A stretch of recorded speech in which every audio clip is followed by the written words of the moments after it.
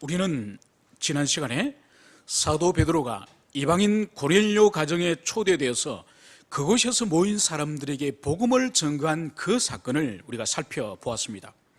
그래서 사도행전의 이 베드로의 이 설교에 관한 이 본문은 베드로가 설교한 그 설교의 전문이 아니라 그 가운데에 중요한 부분을 압축적으로 요약하여서 누가가 기록한 거라고 여러분들이 들으셨을 겁니다. 그것을 여러분들이 염두에 두셨으면 좋겠습니다. 그러면 베드로가 이방인 고넬료 집에서 전도 설교를 한 그 주요 내용은 무엇이었습니까? 그 내용은 바로 예수 그리스도에게 초점을 맞췄다는 것을 알 수 있습니다. 그러니까 베드로의 설교는 기독론 중심적인 그런 설교라고 할 수가 있는 것이죠. 그래서 그 내용은 바로 그리스도 예수 그분이 누구신가, 그리고 그분은 무엇을 하셨는가, 그리고 장차 그분은 앞으로 무엇을 하실 것인가, 이 세 가지가 베드로의 설교의 그리스도 중심적인 그 내용이라는 것을 우리가 살펴봤습니다. 그래서 베드로는 먼저 이 고넬료 사람들에게 예수님을 소개하기를, 우리 예수님을 만유의 주 예수 그리스도 이렇게 소개하였음을 볼 수 있습니다. 그러니까 이 로마 시민권을 가지고 있는 이 사람들에게 로마 제도에 의해서 사형을 받은 십자가에 달려 죽으신 그 죄인 예수를 로마 황제에게 부른 큐리오스, 그 주를 우리 예수님에게 불렀음을 볼 수 있는 것이죠. 그러니까 베드로의 예수님에 관한 소개는 매우 도전적인 그런 것임을 볼 수 있습니다.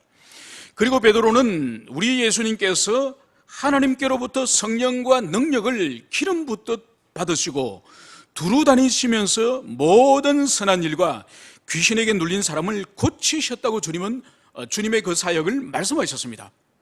그리고 더 나아가서 우리 주님의 대속의 사역은 베드로는 이렇게 진술합니다. 유대인들이 예수님을 나무에 달아 죽였다, 이 말씀을 베드로는 한 거죠. 그러니까 신명기 21장에 근거하여서 우리 예수님이 십자가에 달려 죽으신, 나무 위에 죽으신 그 사건은 우리 주님이 십자가에 달려 죽을 만한 죄가 있는 것이 아니라 바로 모든 인류들, 모든 죄인들을 구속하기 위한 대속적인 죽음으로 주님이 하나님의 저주를 받았다는 것을, 그것을 베드로는 진술하였습니다. 그리고 마지막으로 베드로는 이제 하나님께서 예수님을 산자와 죽은 자의 재판장으로 세우셨다, 이 말씀을 베드로는 전거했습니다. 이것이 뭐였죠? 그것은 바로 마지막 종말의 때에 모든 인류들이 이제는 자신의 삶에 대하여 하나님의 심판의 자리에 서게 될 것임을, 그것을 진술하면서 그 심판주가 십자가 달리신 그 예수님이 심판주로 오실 것임을, 그것을 증거를 했습니다. 그래서 베드로가 이 그리스도에 관한 진술을 하고 있을 때에 바로 성령님께서 그 말씀을 청종하고 듣고 있는 그 고넬료의 사람들에게 모두 임하였습니다. 그래서 모든 사람들이 방언을 말하고 하나님을 찬송하는, 높이는 그런 말을 하지 않았습니까? 그래서 이 모습을 이제 보고 베드로가 모든 사람들에게 이제 세례를 베풀었다는 것이, 이것이 바로 지난주의 주요 사건입니다. 그래서 이 일은 어떤 의미를 가지느냐, 바로 인간이 타락한 이후에 하나님의 구원 계시는 바로 아브라함과 이삭과 야곱이라고 하는 이 이스라엘 민족, 이 사람들에게만 하나님의 구원 계시가 허락이 됐던 거예요. 그러면서 긴 인류의 역사 가운데서 이 히브리인들 외에는 구원 계시로부터 소외되었는데 드디어 그리스도 예수의 오심과 성령의 강림을 통해서 이제는 모든 열방의 민족들과 인종들에게 차별 없이 믿음을 가진 자들에게는 누구나 구원하시는 바로 새로운 시대가 열렸다고 하는 것이 이 고넬료의 집안의 구원 사건, 이 사건이 구속사적으로 그렇게 중대한 의미가 있다는 것을 우리가 지난주에 살펴보았습니다.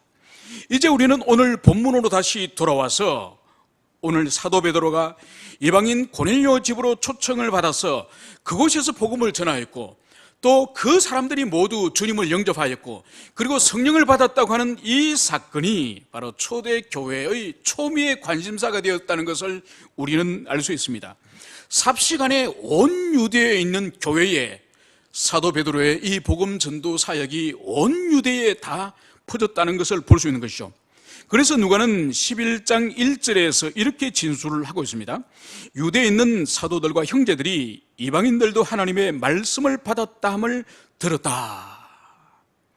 그러니까 이 베드로, 12사도 가운데서 대표격인 이 베드로가, 그것도 유대인 가정이 아니라 이방인 가정에 이방인들만 모이는 그 장소에 가서 복음을 전거했을 때에 그 이방인들이 하나님 말씀을 받고 또 성령이 강림하고 또 그들에게 베드로가 이방인에게 세례를 베풀었다고 하는 이 사건은 온 유대에 있는 교회와 그리스도인들에게 충격적인 사건으로, 충격적인 일로 보도가 되었음이 분명합니다.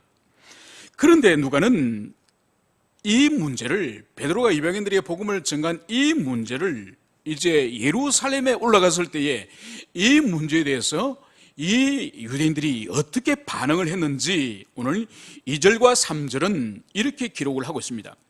베드로가 예루살렘에 올라갔을 때에 할례자들이 비난하여 이르되 내가 무할례자의 집에 들어가서 함께 먹었다 하니, 이제 베드로가 사역을 모두 마치고 예루살렘으로 올라갔을 때에 예루살렘에 있는 교회들이 베드로의 그동안의 헌신과 사역에 대해서 수고하셨다고 위로하고 격려하는 것이 아니라 오늘 성경 본문은 베드로를 향해서 비난하면서 내가 무할례자의 집에 들어가서 함께 먹고 마셨다, 이런 책망의 오늘 말을 들었음을, 그것을 여기서 볼 수가 있습니다.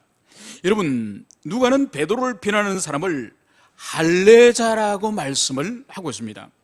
여러분, 이 할례자는 누구를 말하는 것일까요? 할례는 원래 이 구약의 이스라엘 백성들이 남자아이가 태어나면은 태어난 지 8일째 되는 그날에 바로 양피의 그 표피를 자르는 그 유혈 성례가 바로 이 할례지 않습니까? 그래서 나는 하나님의 언약의 백성이고 하나님께 속했다는 그 증거가 이 할례지 않습니까? 그래서 이 할례를 받은 이 히브리인들은 자부심이 아주 강했습니다. 그래서 이방인들을 향해서 할례가 없다고 해서 무할례자라고 그렇게 불렀던 것이죠. 그래서 이 무할례자라고 하는 이 말에는 조롱의 의미, 비난의 의미들을 가지고 있는 것이죠. 그런데 여기서 오늘 무할례자의 집에 들어가서 이 말에는 바로 베드로가 이 고넬료의 집에 들어갔다는 것을 비난하기 위해서 오늘 무할례자라고 여기서 언급을 하고 있는 것이죠. 그런데 여기서 오늘 할례자와 무할례자라고 오늘 대비를 하면서 이 할례자는 할례를 받은 정통 유대인 그리스도인을 말하는 것이죠. 그러니까 이 정통 유대인 그리스도인들은 예수 그리스도를 영접하여서 그리스도를 믿는 사람이 되었지만은, 그런데 그 사고체계 속에서는 여전히 구약의 그 혈통주의, 선민주의를 바탕에 깔고 그 위에 예수를 믿는 사람이에요. 그렇기 때문에 이 사람들은 여전히 그 사람들의 가치체계, 종교체계에는 여전히 구약적인 요소가 강하게 작용하고 있는 그 사람인 것을 오늘 볼 수 있는 것이죠. 그래서 누가는 이 사람들을 할례자라고 오늘 기록을 하고 있고, 그리고 이 할례자들이 고넬료의 집에 들어간 베드로를 향해서 무할례자의 집에 들어갔다, 이렇게 할례자와 무할례자를 누가는 지금 대비하여서 기술하고 있음을, 그것을 여기서 볼 수가 있습니다. 여러분, 오늘 이 할례자들이 오늘 베드로를 비난한 것이 뭔가요? 복음을 전했기 때문에 비난하나요? 세례를 베풀었기 때문에 비난하나요? 아니죠, 그죠? 그것이 아니라 오늘 베드로를 향해서 비난한 그것은 복음을 전했기 때문도 아니고 이방인에게 세례를 베풀었기 때문도 아니고 바로 이방인 집에 들어가서 이방인과 함께 먹고 마시며 그곳에서 유숙했다고 하는 그것 때문에 오늘 이 유대인들이 비난을 하고 있는 것이죠. 여러분, 이거는 마치 누가복음 15장에 가면은 우리 예수님께서 세리와 그리고 죄인들을 불러서 함께 먹고 마신 일이 있습니다. 그때 바리새인들이, 유대인들이 우리 주님을 비난하는 그런 장면이 등장을 합니다. 그와 동일한 것이죠.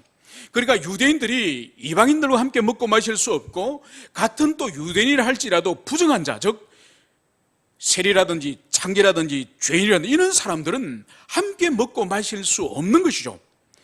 이것을 볼 때에 오늘 이 그리스도 예수를 영접한 유대인을 할지라도 여전히 이 사람들의 마음에는 이 유대교적인 그 율법주의와 그 선민주의가 깊이 자리 잡고 있음을, 그것을 여기서 볼 수 있습니다.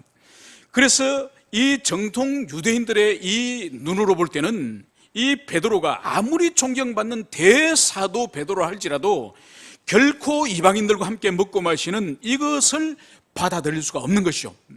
그리고 여기서 또 하나의 더 문제가 뭔가 하니까, 이 베드로가 복음을 전가하는 이 사람들은 애굽 사람도 아니고 또 메소포타미아 사람도 아니고 바로 이 유대인들을 지금 점령하여서 침략하여서 지배하고 있는 로마의 군인이에요.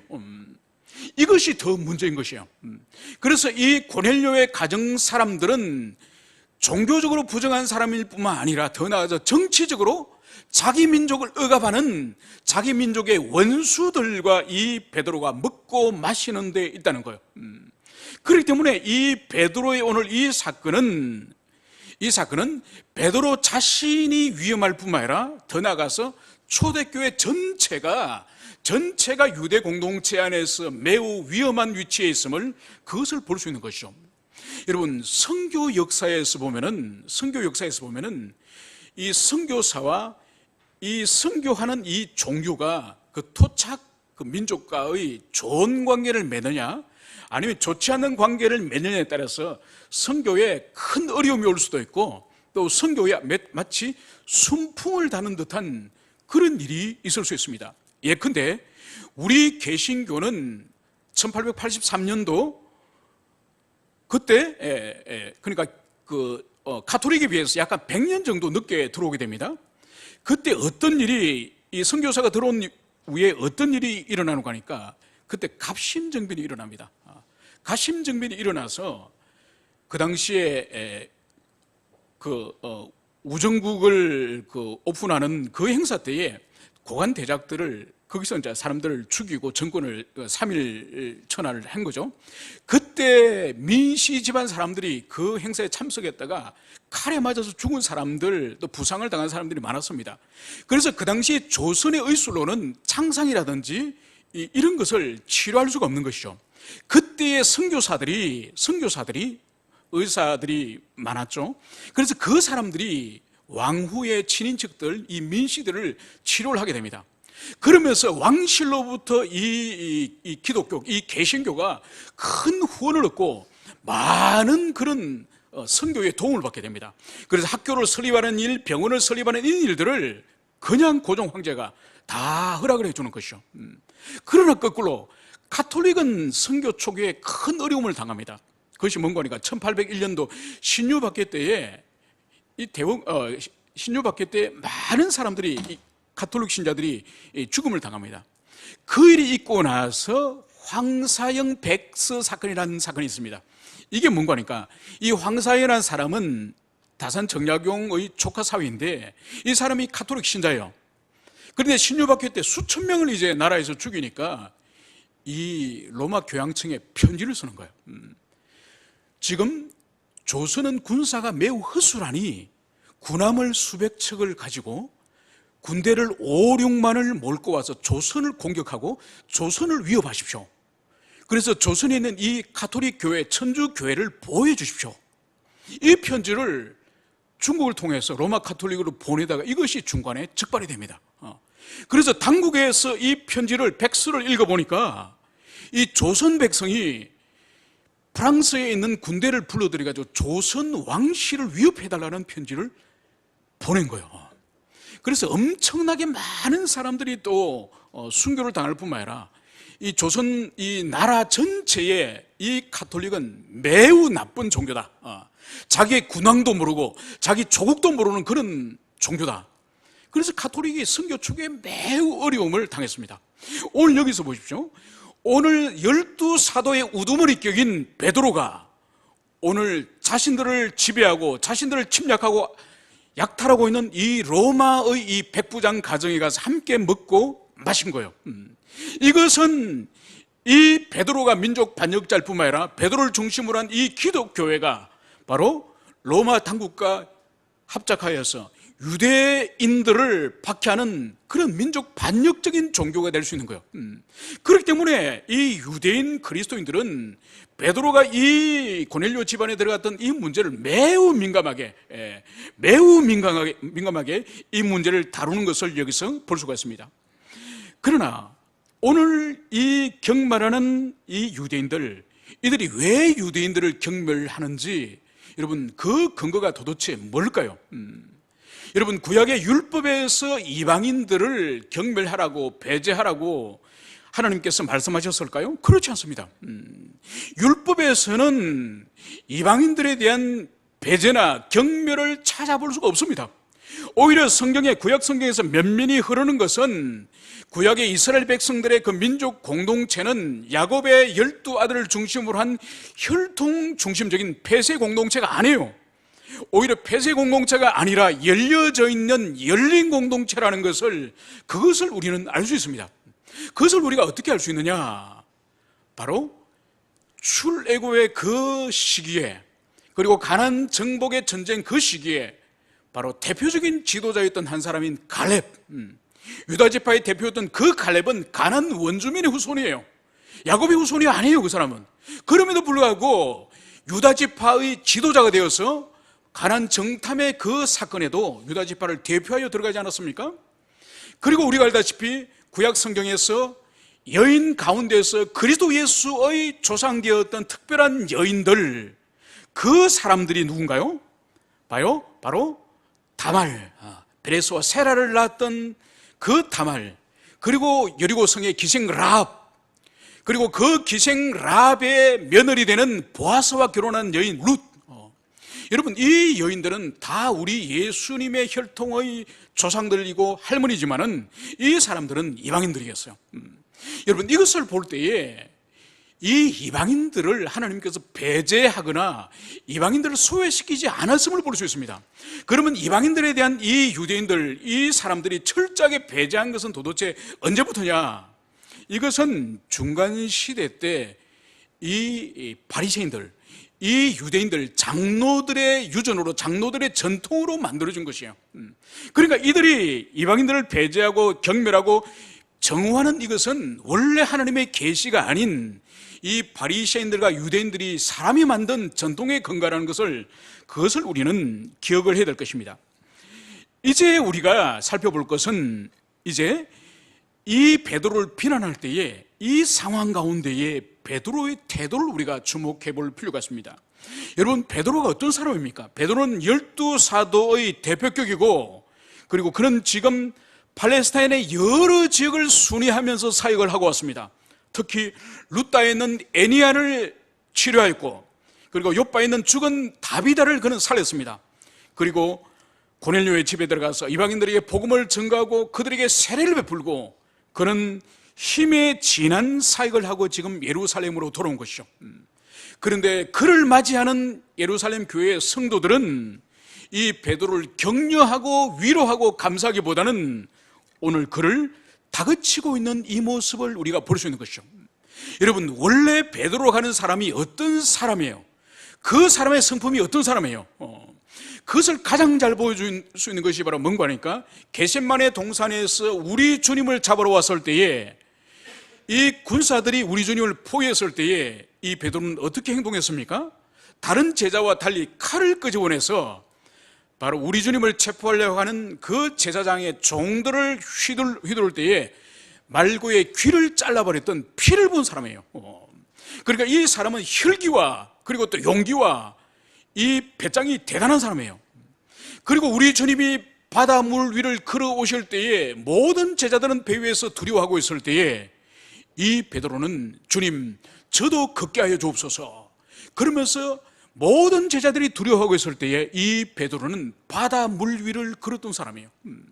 여러분, 이런 혈기방장하고 이런 자기중심적이고 리더십을 바라던 이 사람이 오늘 자기를 비난하는 이 할례자들의 이 말에 대해서 오늘 성경은 무엇을 말씀을 하고 있습니까?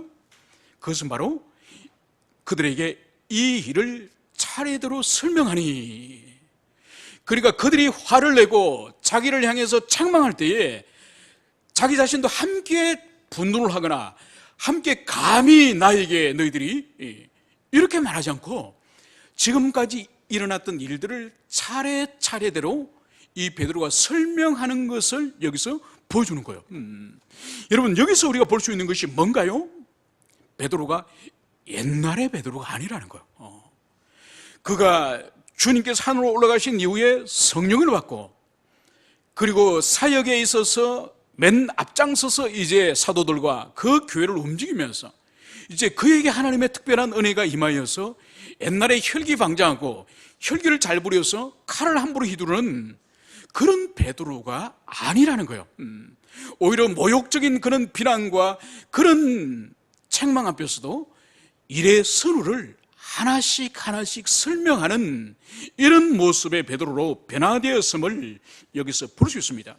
여러분, 이것이 바로 뭔가요? 베드로의 성령 충만함이에요. 성령 충만함으로 지난번에 우리가 베드로가 겸손함을 우리가 살펴봤습니다. 베드로에게 고넬료가 엎드려서 절을 할 때에 일어나라, 나도 당신과 똑같은 사람이다, 이렇게 겸손함으로 성령 충만함이 나타났다고 한다면은 오늘 여기서 베드로의 성령 충만함은 바로 온유함으로, 오래 참음으로, 양순으로 이렇게 드러남을 여기서 보여주는 거죠. 여러분, 이 성품은 우리 예수님의 성품이에요. 예수님께서 오래 참지 않으셨습니까? 예수님께서 겸손히 행하지 않으셨습니까? 그러니까 사도들에게서 성령의 충만함의 이 모습은 다른 어떤 특별한 성품이 아니라 예수님이 지상생애에 가지셨던 그 성품을 오늘 베드로에게 오늘 찾아볼 수 있음을, 그것을 여기서 알 수 있습니다. 오늘 베드로는 또다시 모여있는 이 예루살렘 교회 성도들 향해서 자신이 며칠 동안 경험했던 그 모든 일을 다시 천천히 그 차례를 따라 설명하고 있음을, 그것을 보여주고 있습니다. 여기서 우리가 하나 주목해 볼 것은 오늘 이 5절부터 이 15절까지 상당히 많은 이 말씀은 사실은 10장에서 이미 누가가 이미 진술한 그 사실을 오늘 또다시 베드로가 진술하는 것을 누가가 다시 반복하여서 오늘 기술을 하고 있습니다. 여러분, 왜 동일한 사건을 그대로 또다시 반복을 할까요? 여러분, 성경에서 반복한다는 의미는 뭘까요? 그만큼 중요하다는 것이죠.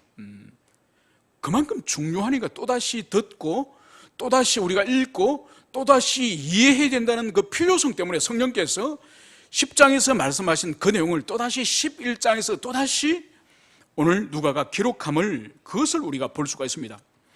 그 이야기는 상세하게 진술하지 않겠습니다만 대략적으로 말씀을 드리면 이런 것이죠. 그것은 바로 어느 날 베드로가 요바에 있는 무도장이 시몬의 집 옥상에서 기도할 때에 홀연히 하늘로부터 뇌 귀퉁이에 달린 보자기 같은 그런 그릇이 내려오면서 그 그릇 안에는 온갖 짐승들, 온갖 기어다니는 것들, 온갖 하늘의 새들이 가득 내려왔다는 것이죠. 그러면서 하늘에서 음성이 들리는 음성이 뭐였습니까? 베드로야, 일어나 잡아먹으라. 그 짐승들을, 그 벌레들을, 그 새들을 베드로에게 잡아먹으라는 음성이 들렸습니다. 그런데 베드로가 보니까 자신이 어릴 때부터 구별하여서 부정한 음식을, 부정한 짐승들을 먹지 않았는데 그것을 하늘로부터 잡아먹으라 그러니까 베드로가 무엇을 말을 했죠? 주님, 저는 어릴 때부터 부정하고 깨끗지 않은 것은 먹어본 적이 없습니다. 이렇게 하늘로부터 오는 음성에 대해서 그는 항변을 한 거죠. 그때 하늘에서 들려온 음성이 또다시 뭐였습니까? 하나님이 깨끗게 한 것을 너가 속되다 하지 말라. 그러니까 하나님께서 이미 깨끗하게 했기 때문에 너는 그냥 속되다 그러지 말고 그냥 먹기만 하라, 이 말씀을 하늘로부터 들려온 것이죠. 이 일이 3번 있고 난 이후에 이제 그릇이 올려져 가면서 이제 고넬료에게 이제 보낸 사람들이 이 베드로를 찾아오게 되는 것이죠. 그래서 그 사람들이 이제 자신들이 왜 이 베드로를 찾아왔는지 그것을 설명합니다. 그 내용이 뭐였습니까? 바로 자기 자신 주인인 고넬료가 이제 하나님의 천사가 나타나서 바로 요바에 있는 베드로를 청하여서 당신의 가족들, 당신의 집에 구원 얻을 만한 그 말씀을 듣도록 베드로를 초청하라. 이 말씀을 받고 자신들이 이 요바로 달려왔다는 그 말을 이 세 사람들이 하지 않습니까? 그래서 베드로가 요바를 떠나서 이 가이사랴 고넬료 집으로 가게 된 것이죠. 그 집에 가니까 베드로와 그의 친지와 친척들 모든 사람들이 기다리고 있지 않습니까? 그때의 그리스도 중심적인 그 복음을 베드로가 진술할 때에 바로 하늘로부터 성령이 강림하여서 이 사람들 입에서 방언을 말하고 그리고 하나님을 높이는 그런 찬송을 말하는 것을 이 베드로가 이제 보고 이들에게 세례 주기를 어찌 금하리요 이러면서 세례를 베풀었음을, 그것을 또다시 이 11장에서 누가는 다시 진술함을 볼 수 있습니다. 그만큼 이 사건이 이 고넬료 가정에서 복음을 영접하고 그리스도를 영접하고 이 사람들이 세례를 받고 성령을 받은 이 일이 구속사적으로 너무너무 중요한, 그래서 구약과 신약을 이제는 연결하는 너무나도 중요한, 그래서 복음 진리가 이 유대인들과 예루살렘 교회를 벗어나서 이방인 지역을 향해서 무차별적으로 흘러가는 계기가 되는 그 사건이기 때문에 누가는 또다시 반복하여서 그 사건을 그대로 진술하는 것임을, 그것을 여러분들이 기억을 하시기를 간절히 축원을 드립니다. 이제 우리가 살펴볼 것은 이제 이 사건이 무엇보다도 이제 베드로에게 있어서는 이 사건이 얼마나 큰 충격적인 그 사건인지 우리가 볼 수 있는 것이 바로 뭔가 하니까, 오늘 16절에 보면은 내가 주의 말씀에 요한은 물로 세례를 베풀었으나 너희는 성령으로 세례를 받으리라 하신 것이 생각나노라. 여러분, 이 말씀이 바로 뭔가 하니까, 이 말씀은 10장에 진술되지 않은 거예요. 10장의 그 첫 번째 고넬료 가정에서 성령이 강림할 때 그 현장에서 누가가 10장에서는 진술하지 않은 거예요. 진술하지 않았지만은 지금 예루살렘에서 지금 또다시 그 사건을 베드로가 진술할 때에 바로 성령이 강림하는 그 사건을 베드로가 보면서 그 마음에 어떤 감동의 역사, 어떤 역사가 일어났는지 그것을 오늘 베드로가 여기서 다시 진술하는 거예요. 여러분, 그것이 바로 뭐죠? 여러분, 오늘 제가 읽어드렸던 요한은 물로 세례를 베풀었거니와 너희는 성령으로 세례를 받으리라, 이 말씀은 예수님이 하늘로 올라가기 직전에, 이것은 사도행전 1장 오늘 5절에서 등장하는 말씀이에요.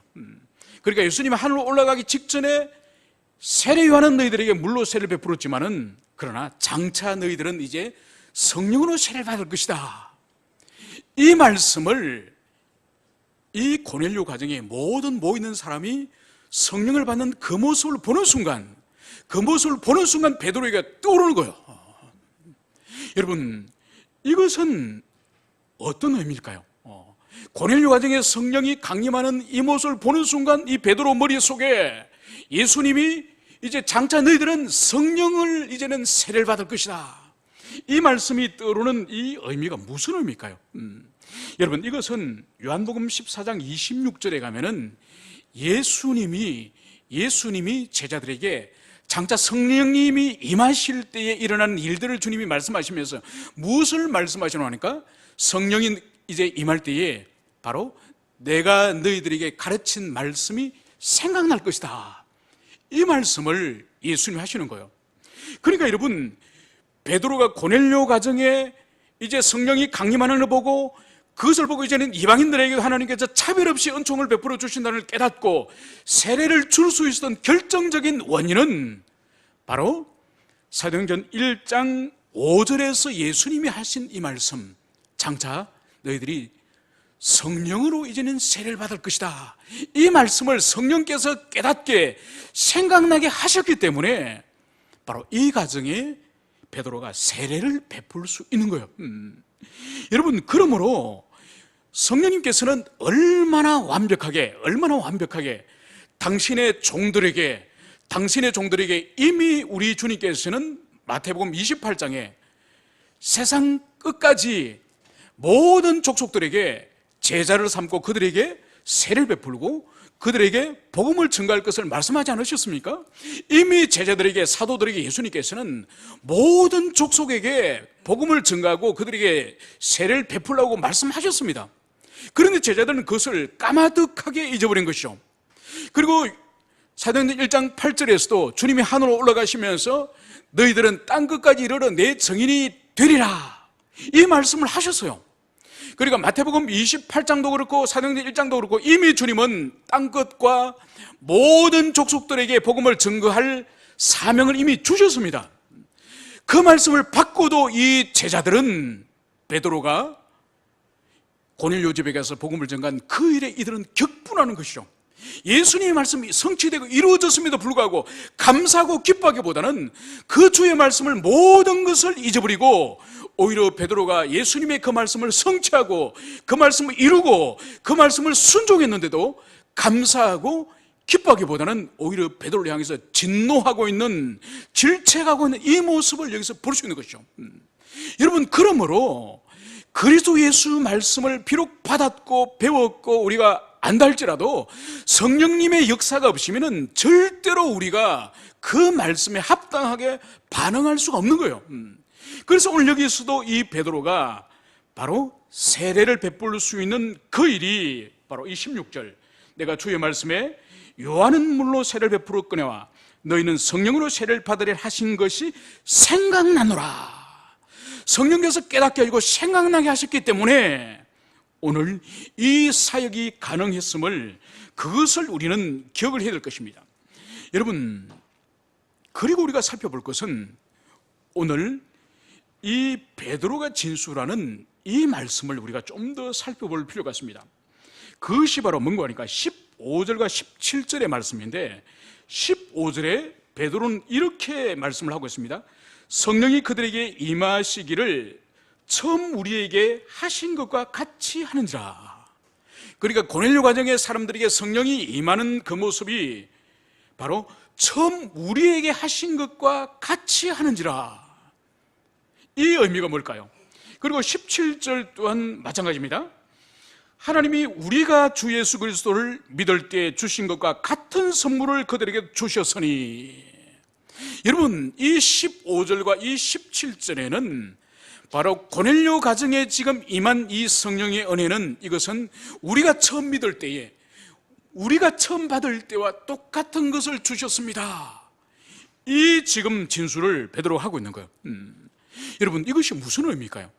우리가 알다시피 오순절 성령 강림은 하늘로부터 바람의 소리를 들었고 또 눈으로 하늘로부터 이제 각 사람 머리 위에 불의 혀 같은 것이 임하는 것을 보았습니다. 여러분, 이런 현상을 고넬료 집에서도 재현되었습니까? 그렇지 않아요. 고넬료 집에 하늘로부터 불이 임하였거나 또 바람 소리가 고넬료 집을 흔들고 그런 일 없었습니다. 그러면 여기서 우리와 똑같은 것을 받았다는 이 의미가 뭘까요? 여러분, 이것은 가시적이고 또 시각적으로 또 청각적으로 그것을 말하는 것이 아니에요. 이것은 무엇을 말하는 거니까, 유대인들도 오순절날 예수 그리스도의 믿음을 통해서 그들이 성령을 받은 것처럼 이 고넬료 가정에 있는 이 사람들도 베드로의 설교를 통해서 예수 그리스도를 믿음으로 그 성령을 받았다 하는 그 의미예요. 여러분, 이 유대인들이 그들 뼛속까지 정통 유대교에 얼마나 그들이 사로잡혔던지 오늘 이 사도 베드로마저도 하늘로부터 이것을 잡아먹으라, 이 음성이 들려왔을 때 아멘 하지 않고, 심지어 대사도 베드로조차도 예수님의 그 가르침을 받은 그 사람도 나는 절대로 먹을 수 없습니다, 이렇게 자기 내면 속에 견고한 유대주의, 그 선민주의가 자리 잡고 있고, 그리고 예수님이 말씀하셨던 땅끝까지 복음을 전가하는 것과 모든 족속들을 제자 삼는 일과, 그리고 주님께서 가르치신 세례 베푸는 그 일을 주님이 베드로가 했음에도 불구하고 바로 이 제자들이 베드로를 책망하는 이것을 통해서 얼마나 그들 심령 속에 이 유대주의가 얼마나 견고한 진호로 자리 잡고 있는지 그것을 보여주면서 바로 그것을 깨기 위해서 이 특별한 고넬료의 사건을 오늘 그것을 여기서 말씀을 하고 있는 것이죠. 그래서 고넬료 가정의 사건이나 오순절 그 성령 사건은 동일하게 바로 믿음을 통해서, 순수한 믿음을 통해서 할례나 다른 율법을 준수하는 어떤 것도 배제한 채로 오로지 믿음을 가진 그 사람에게 바로 하늘로부터 성령을 선물로 주시고 구원을 주시고 영생을 주시고 또 그런 자에게 세를 베풀 수 있다는 그것을 오늘 여기서 보여주고 있습니다. 여러분, 이 베드로의 이 긴 진술을 이제 마지막으로 하여서 오늘 18절에서는 이 모든 말을 들은 이 사람들의 마지막 결론이 뭔가요? 오늘 18절은 그들이 이 말을 듣고 잠잠하여, 지금까지 비난하고 지금까지 베드로를 탄핵을 하는 이 사람들이 오늘 18절에서는 그들이 잠잠하여. 이것은 뭔가요?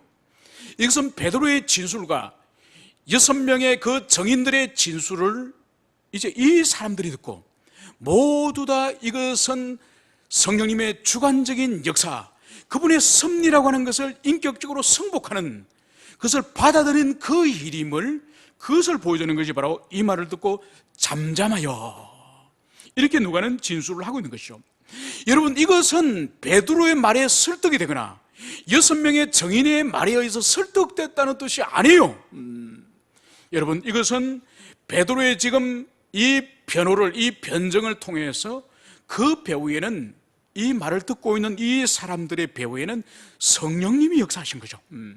그래서 지금까지 베드로와 이 정인들에게 일어난 모든 일들을 성령님이 친히 주관하셔서 그 일을 이루셨던 것처럼 오늘 이 베드로의 이 설득에 대해서 듣고 있는 이 사람들에게 오늘 성령님이 이 사람들의 마음을 설득하시고 감화하셔서 이 사람들이 이것이 하나님의 역사구나, 이것이 예수님께서 땅은 끝까지 복음을 전가하라 그러셨고 모든 족속으로 제자를 삼아라 하신 이 말씀이 바로 오늘 이렇게 베드로를 통해서 이루어지시는구나, 이것을 이 사람들이 인정하였음을 보여주는 것이 바로 잠잠하여, 이 말인 것을 볼 수 있습니다. 그리고 이 사람들은 더 나아가서 하나님께 영광을 돌리면서 오늘 이런 진술로 오늘 마칩니다. 그러면 하나님께서 이방인에게도 생명을 얻는 회개를 주셨도다.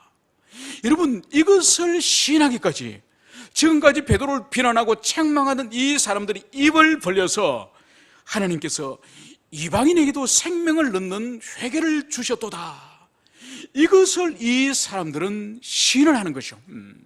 그래서 지금까지 이 구원이 유대인 밖으로, 예루살렘 밖으로, 유다 지역 밖으로는 이 복음이 증거돼서 이방인을 구원하는 것을 이 사도들이나 이 유대인들은 생각도 못하고 계획도 세우지 못했던 이 일을 이제 하나님께서 친히 역사하셔서 친히 이방인의 구원을 당신의 주도적인 사역을 통해서 이제 그 일을 성취하셨다. 회개 얻는 구원을 이제 유대인뿐만 아니라 이방인에도 주님 주시는 이 새로운 시대가 열리게 되었다. 이것을 드디어 이 모인 모든 다른 사도들과 다른 이 할례 받은 이 유대인들이 오늘 시인하는 모습을 여기서 보여주고 있습니다. 여러분, 이것은 구약과 신약을 잇는, 구약의 이스라엘 교회와 신약의 이 교회를 잇는 매우 중요한 그런 사건이죠. 그러니까 이 사건을 통해서 이제 복음이 이제는 유대인을 이제 포함해서 모든 민족에게 이제는 확산되는 그런 치명적인 오늘 이 사건임을, 그것을 보여주는 것이고, 그리고 예루살렘 교회가 이것을 드디어 승인하는, 추인하는 일임을, 그것을 보여주고 있습니다. 오늘 베드로 한 사람을 우리 주님이 사용하셔서 이방인 선교의 그 포문을 열었음을, 그리고 그 포문을 열은 것을 모든 사도들과 이제 할례자들이 오늘 이것은 하나님의 일임을 오늘 인정하였음을 볼 수 있습니다. 이 사건을 우리가 성경을 읽을 때마다 구약의 교회와 신약의 교회를 다리 놓는, 연결하는 위대한 사건임을, 그것을 가슴에 새기시기를 간절히 축원을 드립니다. 함께 기도하시겠습니다.